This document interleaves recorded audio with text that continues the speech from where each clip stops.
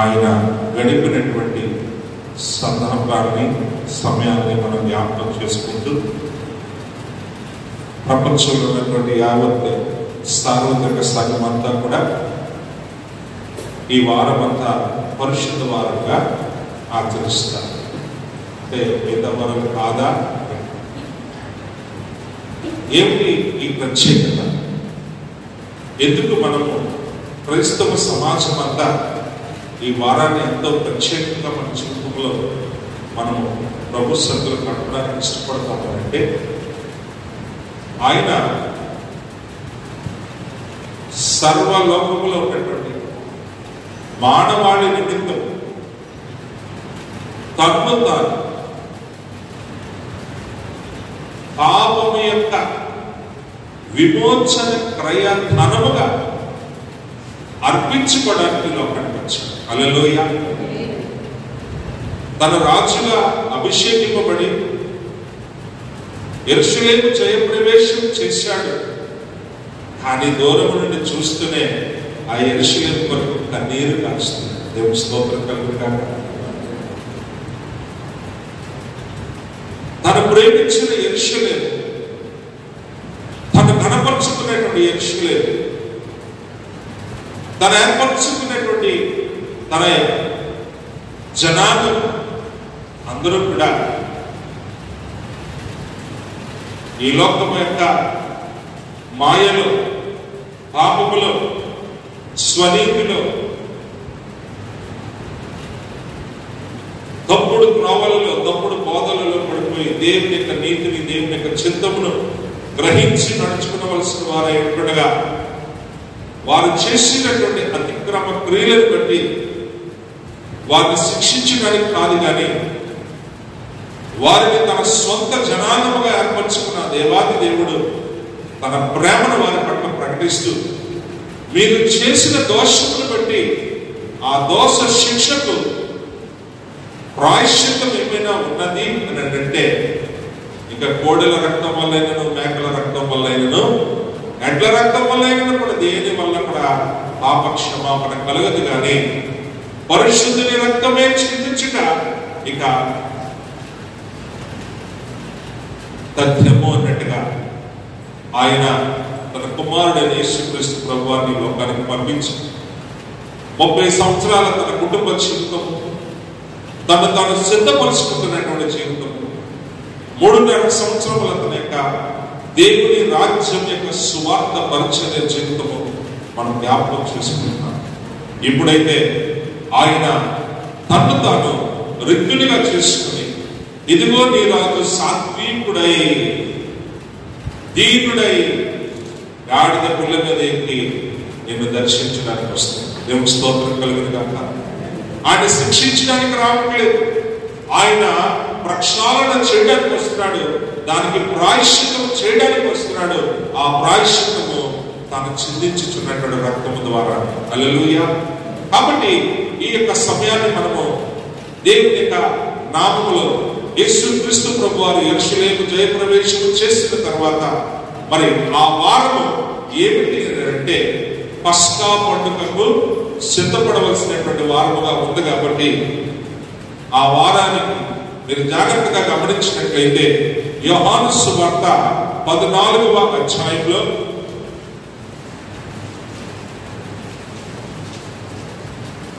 యోహాను సువార్త 12వ అధ్యాయంలో ఆయన ఏ రీతిగా సిద్ధపడి వచ్చాడు అనే విషయాన్ని అక్కడ మనం జ్ఞాపకం చేసుకోగలుగుతున్నాం. కాబట్టి యేసు తాను మృతులలో నుండి లేపిన లాజరు ఉన్న బేతనియకు పస్కా పండుగకు 6 దినముల ముందుగా వచ్చెను. ఎన్ని దినాల ముందుగా వచ్చాడండి? 6 దినాల ముందుగా వచ్చాడు. ఇంకా లెక్క ప్రకారం చెప్పుకోగలిగితే విశ్రాంతి దినమైన శనివారానికే ఆయన బేతనియాకి వచ్చేసి, వచ్చిన తర్వాత ఆయన బేతనియాలో ఉన్నటువంటి మరి లాజరు ఇంటి దగ్గర బస చేస్తూ, ఎందుకంటే ఆయన ఎక్కువగా ప్రేమించినటువంటి కుటుంబము కాబట్టి ఎన్ని ఊర్లు తిరిగిరా ఆయన మళ్ళీ బేతనియాకి వచ్చి తన ప్రాణానికి నెమ్మదిని, అలాగే తన శిష్యులతో కలిసి అక్కడ ఆనందిస్తూ వారితో మరి సహవాసాన్ని పంచుకుంటున్నటువంటి దినాలు. నా ప్రియమైన దేవుని బిడ్డలారా, 6 దినములకు ముందుగా ఆయన వచ్చి గాడిద పిల్లను సిద్ధపరచుకుని ఆదివారములకు ఆయన యెరూషలేము జయప్రవేశము చేసినటువంటి విధానాన్ని మనం చూసినప్పుడు, సోమవారము మరి ఆయన మరొకసారి దేవాలయానికి వెళుతూ, అనగా ఆదివారం సాయంకాలానికి మళ్ళీ వెనక్కి చేరుకొని మళ్ళీ సోమవారం దేవాలయానికి వెళుతూ ఉన్నప్పుడు దారి మధ్యలో ఆయన ఏం చూశాడండి? అంజూరపు చెట్టు ఆకలితో ఉన్నాడు. ఆ సందర్భాన్ని జ్ఞాపకం చేసుకున్నాం. రెండోది, ఈ రోజున ఆయన మళ్ళీ కూడా దేవాలయానికి వెళుతూ ఆయన చేస్తున్నటువంటి అనేకమైన బోధలు, ఆయన దగ్గరికి వచ్చిన వారిని ఆయన ఏ రీతిగా బాగుపరుస్తున్న సమయంలో ఆయనను ఆటంకపరిచి ఆయనను పట్టుకోవాలనే ప్రయత్నాలు చేస్తూ ఆఖరికి ఆయన చంపడానికి కూడా వెనకాడినటువంటి ఆలోచనలు కలిగినటువంటి శాస్త్రులు, పరిసయ్యులు, సద్దూకయ్యులు, ప్రధాన యాజకులు, వీళ్ళందరూ కూడా ఆయన మీద కక్ష కలిగినటువంటి పరిస్థితులు మనము చూస్తూ ఆ యొక్క సంభాషణలో యేసు ప్రభు వారికి ఏ రీతిగా తిరిగి సమాధానం చెప్పాడో అది నిన్నటిదిన పాస్టర్ గారు మనం చాలా చక్కగా తెలియజేశారు. మరి ఈ 3వ దినమున ఏంటి మనం ధ్యానం చేస్తూ ఉన్నాము అని అంటే, చూడండి, మత్తయి సువార్త 26వ అధ్యాయంలో మనం చూస్తూ ఉన్నప్పుడు అక్కడ ఒక మాట మనం తెలియజేసుకుందాం. 1వ వచనం నుండి, యేసు ఈ మాటలన్నీ చెప్పి చాలించిన తరువాత జరిగినదేమనగా, ఆయన తన శిష్యులను చూచి 2 దినములైన పిమ్మట పస్కా పండుగ వచ్చిననియు అప్పుడు మనుష్య కుమారుడు సిలువ వేయబట్టకై అప్పగింపబడిననియు మీకు తెలియనని చెప్పాను. హల్లెలూయా. అనగా ఈ బుధవారము 2 దినములైన పిమ్మట, అనగా లక్షవారము, శుక్రవారము. కాబట్టి శుక్రవారము అక్కడ ఏమైందంటే ఆ 2 దినములైన తర్వాత అక్కడ ఆయన పస్కా పండుగ వస్తుందని తెలిపిస్తూ ఇక్కడ ఏం చేశాడు అని మనం జాగ్రత్తగా చూసినట్లయితే, ఆయన ఏ రీతిగా ఇబ్బంది పెట్టారు అన్న మాటలు ఆ 2-3 వచనాలు 3-4 వచనాలు చూసిన తర్వాత 6వ వచనంలోకి ఈ యొక్క బుధవార సమయమున ఏం జరిగిందనేటువంటి ఒక చిన్న సన్నివేశాన్ని ఇక్కడ మరి దేవుడు తన యొక్క శిష్యుల ద్వారా మనకు వచ్చాడు. ఏమిటంటే, యేసు బేతనీయలో కుష్ఠరోగి అయిన సీమోను ఇంట ఉన్నప్పుడు ఒక స్త్రీ మిక్కిలి విలువ గల అత్తరమును తీసుకుని ఆయన దగ్గరకు వచ్చి ఆయన భోజనమును కూర్చుండగా దానిని ఆయన తల మీద పోసెను. స్తోత్రం కలుగును గాక. ఈ రాత్రి మన జీవితంలో యేసు ప్రభు ఏ రీతిగా కనబడుతున్నాడంటే, ఆయన రాజుగా అభిషేకింపబడి యెరూషలేము జయప్రవేశం చేశాడు. ఇప్పుడు ఆయన మనందరి కొరకు, అనగా లోకములో సమస్త మానవాళి కొరకు తన ప్రాణాన్ని అర్పించుకోవడానికి సిద్ధపరచబడినటువంటి గొర్రె పిల్లగా ఇక్కడ మనకు కనబడతా ఉన్నాడు. దేవుని స్తోత్రం కలుగును గాక.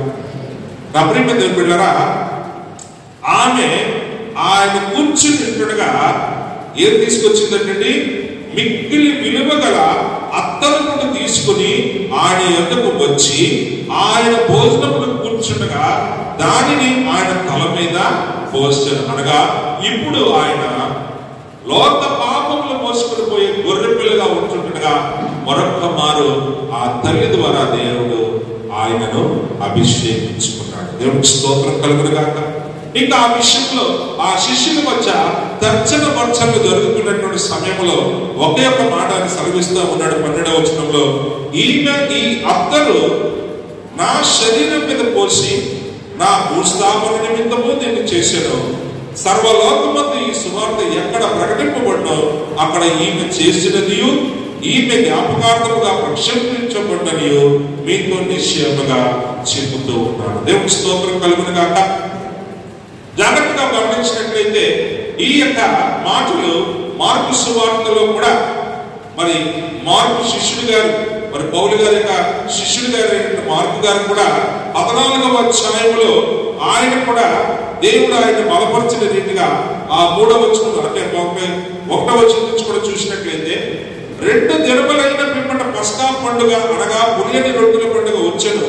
అప్పుడు ప్రధాన యాజకులు, శాస్త్రులు మాయోపాయం చేత ఆయన ఎలాగో పట్టుకొని చంపుదమా అని తలంచుకొని చుండరు కానీ ప్రజల్లో అల్లరి కలుగునేమో అని ఆ పండుగలో వద్దని చెప్పుకుంది. ఆయన బేతనీలో కుష్ఠరోగి అయిన సీమోని ఇంట భోజనము కూర్చుని ఉండగా ఒక స్త్రీ మిక్కిలి విలువ గల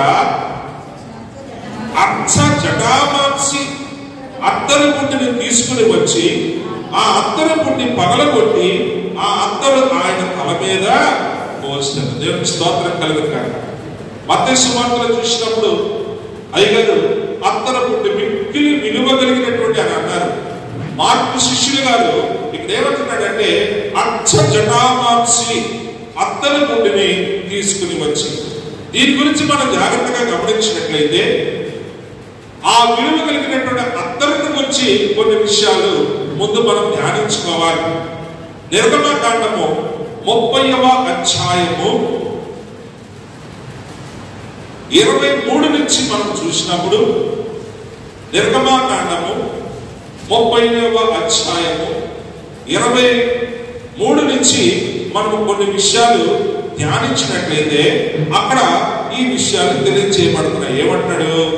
మరియు యెహోవా మోషేతో ఇట్లనెను, నీవు ముఖ్యమైన సుగంధ సంభారములలో పరిశుద్ధ స్థల సంబంధమైన తులము చొప్పున అచ్చమైన గోపరసమును 500 తులములను సుగంధములు గల లవంగ పట్ట సగము అనగా 250 తులముల ఎత్తును, నిమ్మగడ్డి నూనె 250 తులముల ఎత్తును, లవంగి పట్ట 500 తులములను, ఒలీవ నూనె సంభారమును 3 పళ్ళను తీసుకుని వాటిని ప్రతిష్టాభిషేక తైలము అనగా సుగంధ ద్రవ్య మేళకుని పని అయిన పరిమళ సంభారముగా చేయవలెను.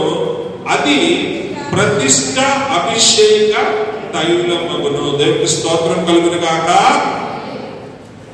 చూడండి, మిక్కిలి విలువ కలిగినటువంటి అత్తరు, దాన్ని వార్తలు అంటారు అచ్చ జటామాంసి అత్తరు. దానిలో ఉన్నటువంటి మూలికలను మేము ఇక్కడ జ్ఞాపకం చేసుకుంటూ వీటన్నిటి యొక్క సమ్మేళనము ఎవరు చేస్తున్నారట అనగా సుగంధ ద్రవ్య మేళకుని పని అయిన పరిమళ సంభారం. దీన్ని చేసేవాడిని ఏమన్నారండి?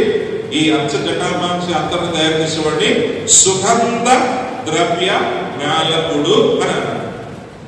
ఇతను వాటిని దేవుడు తన మోషే గారి ద్వారా ఇచ్చినటువంటి లెక్క చొప్పున కలిపి తయారు చేసి ఆ పరిమళ సంభారముగా చేసిన తర్వాత ఆ అచ్చ జటామాంసి తైలము ఏ విధంగా వర్ణించబడిందంటే అది ప్రతిష్ఠ కొరకు అనగా ఎవరినైనా ఏ పని మీదైనా సరే ప్రతిష్ఠించడానికి అభిషేకించడానికి వాడేటటువంటి తైలముగా దానిని మనము పాత నిబంధన గ్రంథంలో దేవుడు మోషేకు ఆజ్ఞయించి ఆ లెక్క చొప్పున దాన్ని తయారు చేయించి దేని కొరకండి ప్రతిష్ఠ అభిషేక తైలముగా దాన్ని సిద్ధపరిచి ఈ తైలాన్ని దేనికి వాడారట?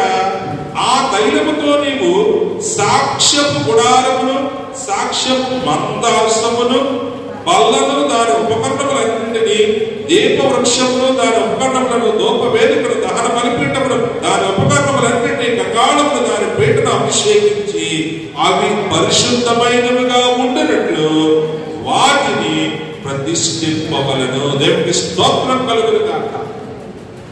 అటువంటి అచ్చ జటామాంసితో ఈ యొక్క స్త్రీ మరి అయ్యగారు యేసుక్రీస్తు ప్రభువారిని ఆమె అక్కడ తల మీద పోసి ఆయనను అభిషేకిస్తా ఉంది. ఈ సమయంలో మనము ఒక విషయాన్ని జ్ఞాపకం చేసుకోవాలి. ఏమిటి అని మనం జ్ఞాపకం చేసుకున్నట్లయితే దేని కొరకు ఆయన అభిషేకించబడ్డాడు? మొట్టమొదటి లూకా సువార్తలో చెప్పబడినట్లుగా చూడండి, ఆ లూకా సువార్తలో ఆయన గురించి ఏమి చెప్పబడింది అని మనం జాగ్రత్తగా చూసినట్లయితే ఆ 2వ అధ్యాయంలో ఆయన యొక్క పుట్టుక గురించి మనం ధ్యానం చేస్తూ ఉన్నప్పుడు ఆయన ఏం చేసాడంటే అక్కడ ఆయన గురించి చెప్పబడిన ఆ మాటలు మనం జాగ్రత్తగా చూసినట్లయితే ఆయనకు ఇమ్మానుయేలు అని పేరు పెట్టబడటం ద్వారా దేవుడు ఆయనను అభిషేకించుకున్నాడు అనే విషయాన్ని మనం ఇక్కడ జ్ఞాపకం చేసుకుంటున్నాం. అంటే మొట్టమొదట ఆ మత్తయి సువార్త 1:21 ద్వారా ఆయన తన ప్రజలను వారి పాపముల నుండి విమోచించును, తానే విమోచించును కనుక ఆయనకి ఏం పేరు పెట్టబడింది అంటే యేసు అని పేరు.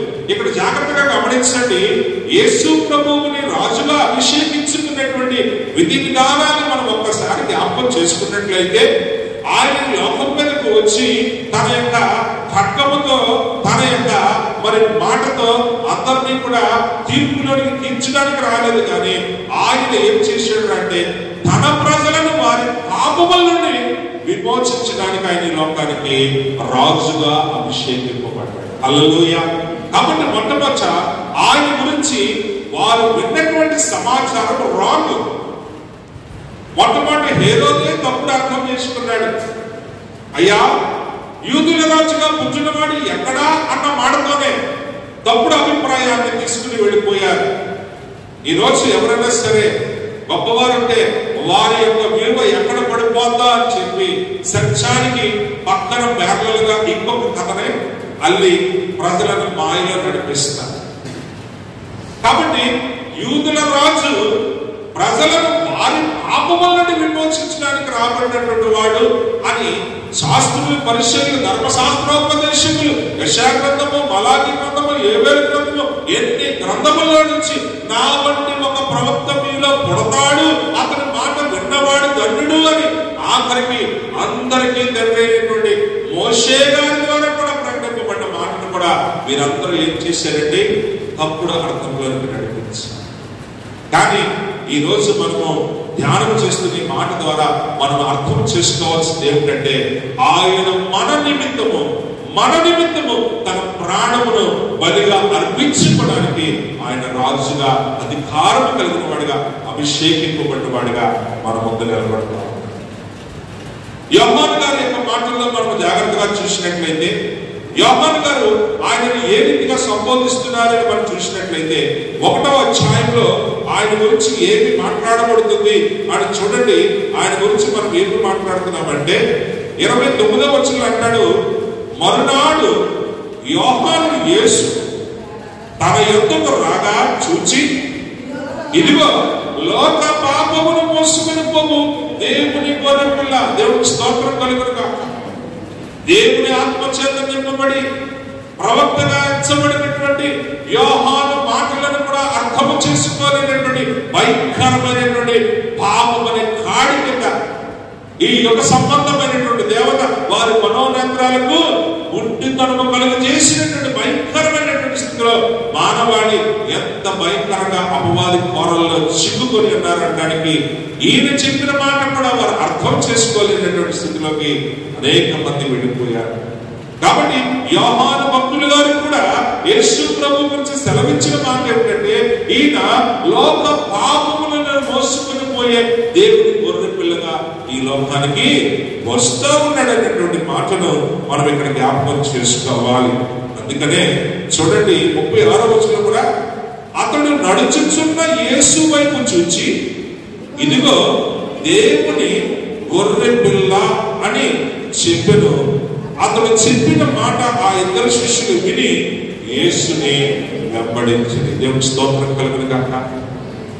ఈరోజు మనం ఆరాధిస్తున్నటువంటి యేసు ప్రభు వారు నిన్ను నన్ను మనందరినీ కూడా ప్రేమించి తన ప్రజలను అనగా మనలను మన పాపముల నుండి మన మీద ఏలుబడి చేస్తున్నటువంటి ఈ భయంకరమైనటువంటి నరక బ్రతుకు నుండి మనల్ని విడిపించడానికి ఆయన మన కొరకు వచ్చారు. సత్యాన్ని ఈరోజు దేవుని మాటల నుంచి మనం వింటున్నాము. నా ప్రేమికుల బిడ్డలారా, నీ కొరకే. అందుకనే నేను మామూలుగా ఈ మాట తన సభల్లో కొన్ని లక్షల మంది ఆగిన సభల్లో ఈ మాట పాడకుండా ఆయన ఏ రోజు కూడా ఉండేవాడు. టీచర్స్ జగన్ గారు ఆయన కన్న తండ్రి చేర్చినట్టనే పాట ఆయన ఎలా ఎక్కువగా ప్రతి మీటింగ్ లో పాడి అనేక మందిని ప్రభు దగ్గర నడిపించారు. ఆయన మామూలుగా కూడా ఈ మాట, యేసు చావుందే సిలువపై నీ కొరకే నా కొరకే అనేక మందిని ప్రభువులో నడిపించినటువంటి గొప్ప దేవుడు కేఎం పాల్ గారు దేవుడు చిత్తమైన దాన్ని మరొకసారి గొప్పగా వాడుకోవాలని మనందరూ కూడా ప్రార్థించాలి. కాబట్టి ఈ సమయంలో ఆయనను యోహాను భక్తుడి గారు కూడా దేవుని యొక్క గొర్రె పిల్లగానే వర్ణిస్తూ ఉన్నాడు. అయితే ఈ దేవుని గొర్రె పిల్లగా వర్ణింపబడుతున్నటువంటి ఈ యేసు ప్రభు మీద ఇప్పుడు ఆ స్త్రీ వచ్చి ఏం చేసిందండి? మరొక మారు ఆయన్ని తైలముతో అభిషేకించింది. మీరు జాగ్రత్తగా గమనించినట్లయితే చిన్న సందర్భోచితమైనటువంటి మార్పులు ఇక్కడ మనకి కనబడతాయి. లూకాసు వార్త 7వ అధ్యాయము ఆ 37-38 వచనాలు మీరు చూసినట్లయితే, లూకాసు వార్త 7వ అధ్యాయము 38-37 చూడండి.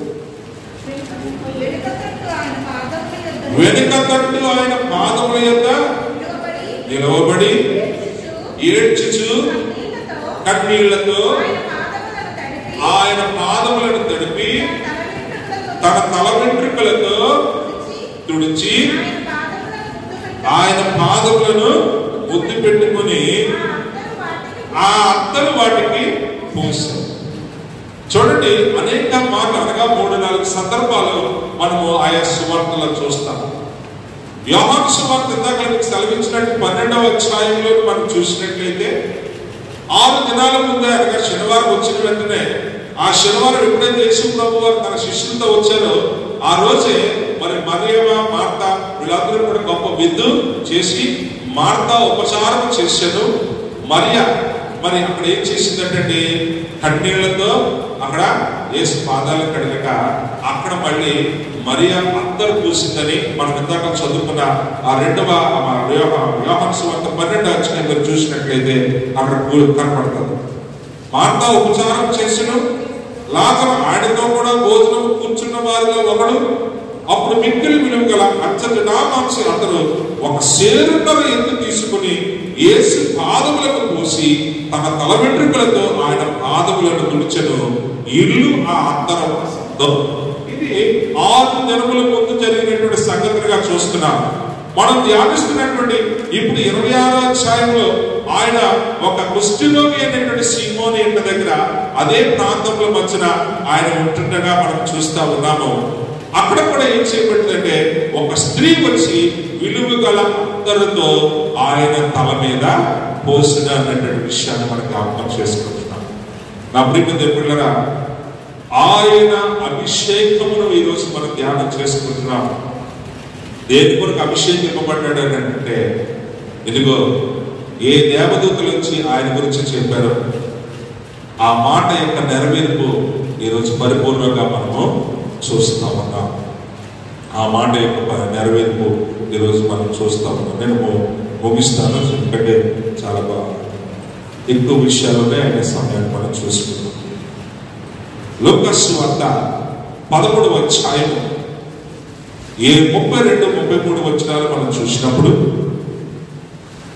ఆయన ఆ 2 దినముల ముందు అనగా ఈ బుధవారం నాడు అభిషేకింపబడిన వాడుగా చూసినప్పుడు ఆయన గురించి ఏం చెప్పబడింది అని ఇక్కడ చూస్తే చూడండి, ఆయన వారిని చూచి మీరు వెళ్ళి ఆ నక్కతో ఇలాగూ చెప్పుడి, ఇదిగో నేడును రేపును నేను దయ్యములు వెళ్ళగొట్టుచు రోగులను స్వస్థపరచుచు నుండి 3వ దినమున సంపూర్ణ సిద్ధి పొందేదను, దేవునికి మహిమ కలుగును. ఈ విషయాలు మత్తయి సువార్తలో యేసు ప్రభు వారు తన శిష్యులతో అనేక విషయాలు చెప్తారు. ఇదిగో నేను త్వరగా వెళ్ళుచున్నాను, నేను వెళ్ళని ఎళ్ళ ఆదరణకర్త మీకు పంపబడతాడు. కాబట్టి ఇలాగ అనేక విషయాలు ఆయన యెరూషలేము జయప్రవేశం చేసిన తర్వాత దేవుని రాజ్యం గురించి, సదుపాయాల గురించి అనేక విషయాలు మీకు ఎక్కువగా మత్తయి సువార్తలో ఆఖరి 21వ అధ్యాయం నుంచి 26వ అధ్యాయాల వరకు కూడా మీకు అనేక విషయాలు కనబడతాయి. ఈ 3 దినాల్లో ఏమి జరిగిందన్న విషయాలు మత్తయి సువార్తలో మీకు ఎక్కువగా కనబడతాయి. కాబట్టి ఇప్పుడు తను ఆ అభిషేకింపబడినటువంటి ఈ యొక్క రాజు తన గురించి ఏం చెప్తున్నాడంటే, ఇంకొక 2 దినాలు నేను మీతో ఉంటాను, ఉండి దేవుని రాజ్యాన్ని ప్రకటిస్తాను, రోగులను స్వస్థపరుస్తాను, తరువాత నేను మరణించడానికి సిద్ధపడుతున్నాను అనేటువంటి విషయాన్ని ఆయన జ్ఞాపకం చేశాడు. ప్రేమ దేవుని బిడ్డలారా, ఈరోజు మనమందరము కూడా ఏమి చెయ్యాలి అని అనుకున్నట్లయితే మనమందరము కూడా ఆ దేవదేవుణ్ణి ఈరోజు మనం కూడా అభిషేకించుకోవాలి. ఎందుకనంటే ఆ రోజు అందరి కొరకు ఉన్నారు, ఈరోజు మనం జ్ఞాపకం చేసుకోవాలి నా కొరకు. దేవునికి స్తోత్రం కలుగును గాక. అందుకనే ఇక్కడ మీరు జాగ్రత్తగా చూసినట్లయితే హెబ్రీయులకు రాసినటువంటి పత్రిక 1వ అధ్యాయంలో ఎందుకు ఆయన మన గురించి ఈ రీతిగా మనం చేశాడు అంటే ఏం చేశాడు చూడండి. హెబ్రీయులకు రాసిన పత్రిక 1వ అధ్యాయము 19వ వచనాన్ని మనం జ్ఞాపకం చేసుకుందాం. నీవు నీతిని ప్రేమించి దుర్నీతిని ద్వేషించితివి, అందుచేత దేవుడు నీ తోటి వారి కంటే నిన్ను హెచ్చించినట్లుగా ఆనంద తైలంతో అభిషేకించను. దేవుని స్తోత్రం కలుగుగాక. ఎందుకు ఆయన అభిషేకించబడ్డాడంటే ఆయన నీతిని ప్రేమించాడు.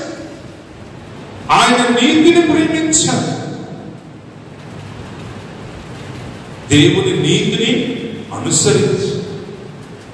అనుసరించి తను తాను తన బిడ్డలకు మాదిరి చూపాడు. అందుకనే ఆయనను బట్టి దేవుడు ఎంత ప్రవచనాత్మకంగా మాట్లాడాడంటే కీర్తనలు 89వ అధ్యాయము 20వ వచనాన్ని మీరు చూసినట్లయితే, కీర్తనలు 89వ అధ్యాయం 20వ వచనాన్ని మీరు చూసినట్లయితే, నా సేవకుడైన దావీదును నేను కనుగొని ఉన్నాను, నా పరిశుద్ధ తైలముతో అతనిని అభిషేకించి ఉన్నాను. హల్లెలూయా. దేవుడు అతన్ని ప్రత్యేకముగా ఎన్నుకున్నాడు. ఎందుకట ఆయన సేవకుడుగా. ఈ ప్రపంచంలో ఆయన ఎవరిని చూశాడో, ఎవరిని ఏ రీతిగా ఎన్నుకున్నాడో నాకైతే తెలియదు, కానీ యేసుక్రీస్తు ప్రభువు తనకి ఇష్టమైనటువంటి సేవకుడుగా ఆయన ఎంచుకున్నాడు. అందుకనే ఇతడు నా ప్రియ కుమారుడు, ఇతని యందు నేను ఆనందిస్తూ ఉన్నాను. అందుకనే చూడండి, ఈ సేవకుడు అతను ఎలా అభిషేకించుకున్నాడంటే లేవీకాండము 21వ అధ్యాయము 10వ వచనము మనం చదువుకుందాం. నేను ముగిస్తున్నాను, త్వరలో కొంచెం సహకరించు. ప్రధాన యాజకుడు అగుటకై తన సహోదరులలో ఎవరి తల మీద అభిషేక తైలము పోయబడునో, యాజక వస్త్రములు వేసుకుంటకును ఎవరు ప్రతిష్ఠింపబడునో అతను తన తలకప్పును తీయరాదు. దేవునికి స్తోత్రం కలుగును గాక. దేవుడు అతన్ని ప్రధాన యాజకుడకు ఆయన అనుగ్రహించినటువంటి ఆ ప్రధాన యాజకుని యొక్క వస్త్రములు ధరింపచేటకు ఈరోజు మనందరి పక్షముగా దేవుని యొక్క సన్నిధిలో పాప ప్రక్షాళన గావించిన వరకు దేవుడు ఆయనను ఒక సేవకుడిగాను, అలాగే ఒక యాజకుడిగాను, అలాగే లోక పాపములు మోసుకొని పోయే దేవుని గొర్రె పిల్లగాను ఆయన ఏర్పాటు చేయబడ్డాడు. హల్లెలూయా. అందుకనే ఆయన గురించి ఏం చెప్పబడిందంటే, అదే లేవీకాండము 10వ అధ్యాయము 17వ వచనాన్ని మీరు చూసినట్లయితే, లేవీకాండము 10వ అధ్యాయము 17వ వచనాన్ని మీరు చూసినట్లయితే, మీరు పరిశుద్ధ స్థలములో ఆ పాప పరిహారార్థ బలి పశువును ఏంటంటే ఏలతలేదు, అది అతి పరిశుద్ధము కదా, సమాజం యొక్క దోష శిక్షను భరించి యెహోవా సన్నిధిని వారి నిమిత్తము ప్రాయశ్చిత్తము చేయుటకై ఆయన దానిని మీకు ఇచ్చెను కదా. హల్లెలూయా. దేవుడు ఏమంటాడండి? యేసయ్యను బట్టి మీ యొక్క పాపముల నిమిత్తం మీ దోష శిక్షను భరించి దేవుని సన్నిధిలో మన నిమిత్తము ప్రాయశ్చిత్తము చేయుటకై దేవుడట ఆయనను మనకిచ్చాడు. అటువంటి గొప్ప దేవుణ్ణి ఈరోజు ఆ తల్లి అభిషేక తైలముతో అచ్చ జటామాంస అత్తలతో అభిషేకించి ఆమెను అందరూ తిట్టుకుంటున్నారు, కానీ ఆయన ఒక్కడే మాట్లాడుతున్నాడు. మీకు అర్థం కాని పని ఏంటంటే, నా భూస్థాపన నిమిత్తము ఈ పనులన్నీ చేస్తాను. నేను ముగిస్తున్నాను. ఆఖరిగా ఒక మాట చదువుకుని మనం ముగించుకుందాం. చూడండి, ప్రకటన గ్రంథము 5వ అధ్యాయము